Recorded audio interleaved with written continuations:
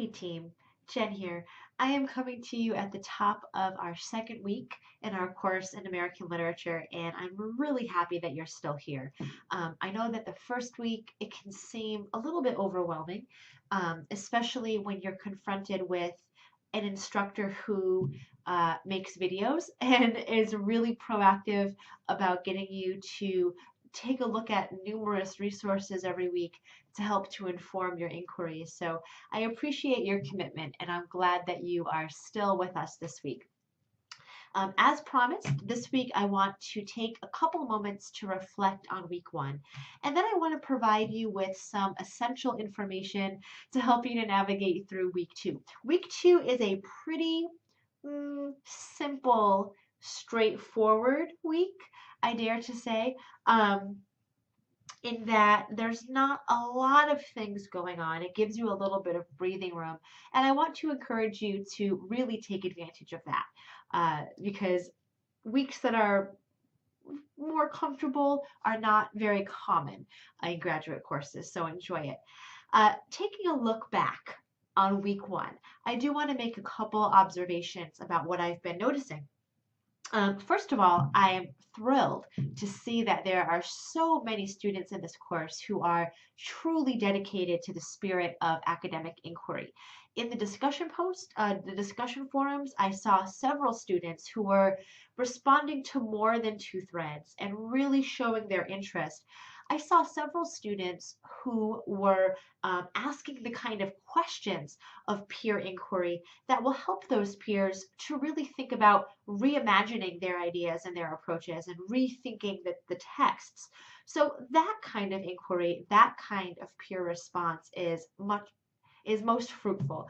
I also want to give you a reminder that for the discussion board posts, you can always run with ideas that strike you the most about the readings, and you can veer a little bit away, perhaps, from the precise things that the prompt is asking you to do if you're moved to do so. You have the liberty to explore ideas that strike you in the context of the readings and in the scope of the course, as long as it adheres to the outcomes as they are expressed in the rubric and in the syllabus. So keep that in mind as you go forward. Remember that the discussion board area is a practice ground for you to practice the key moves of academic writing. So one of those key moves is developing contexts that are unique and interesting and publishable.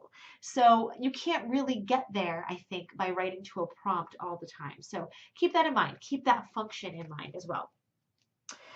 In terms of tips for this week, I'd like to offer you some tips about journal writing. This week, your first journal will be evaluated. Your journal entries will be evaluated for the first time this week, I should say. And the journal is an excellent opportunity, not only for you to practice and engage with and continue to think about the function of epistolary writing, but it also gives you the opportunity to explore those contexts that are so important to academic writing. This week, one of my supplementary videos I included is a video about how to contextualize your approach. And here in week two, I really want you to start practicing contextualization. I think that good context is really the crux. It's the art of the academic genre. It's what's going to get you published.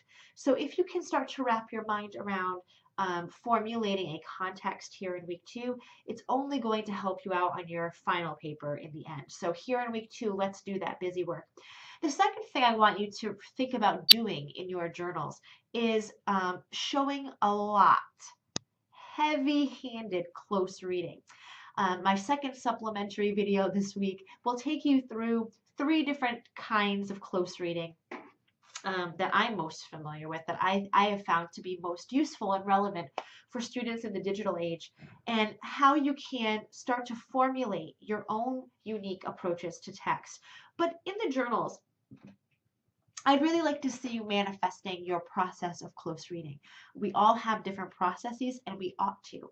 And the more that we can articulate what our unique ways of approaching texts are, the better writers we're going to be. And I think the better instructors too. So keep an eye on that as you compose your journals for a grade this week.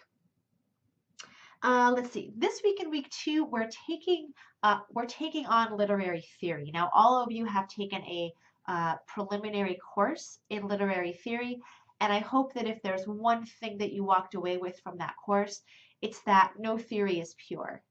That's my idea about it. Few theories, perhaps, are pure. Um, Most critics, most scholars tend to pull from a variety of different literary ways of thinking, theoretical ways of thinking, theoretical frameworks to develop their own unique lines of inquiry. And I think that's a smart thing to do.